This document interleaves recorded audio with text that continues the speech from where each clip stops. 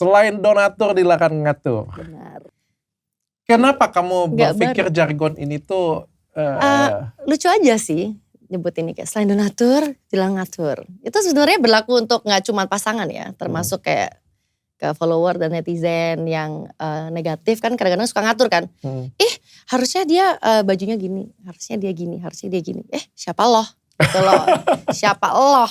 Gitu. Gak kenal sok ngatur gitu sebenarnya. tapi itu sesuai dengan apa yang kamu pikirkan? Yes, of course.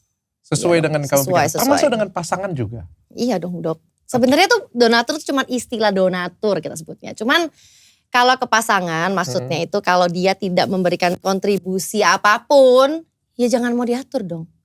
Lucu jadinya. Gitu. Aku menarik banget sih ya. Kontribusi ya jadinya. Kontribusi itu kan gak cuma kalau donatur kan kesannya cuma materi gitu. Tapi kan kalau misalnya ke pasangan tuh kontribusi macam-macam sebenarnya. Termasuk materi juga ya, gak luput gitu. Jadi ya mungkin waktu, materi, dan segalanya lah. Yang lain-lain gitu loh, gak cuma itu doang. Selain donatur dilarang ngatur, transaksional banget. Bagi orang tertentu, siapa bagi Excel kali transaksional.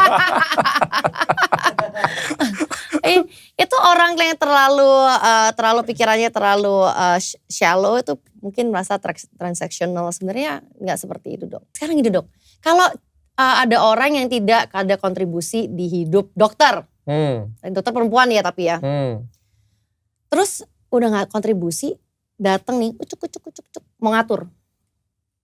Itu gak tahu diri namanya. Itu gak boleh kayak gitu, gak tahu diri. Dan kalau mau diatur berarti tolol ceweknya. Berarti tolol. Cinta. Gak bisa gitu.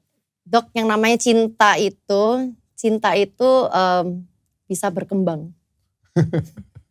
Orang bisa semakin cinta tapi juga bisa luntur.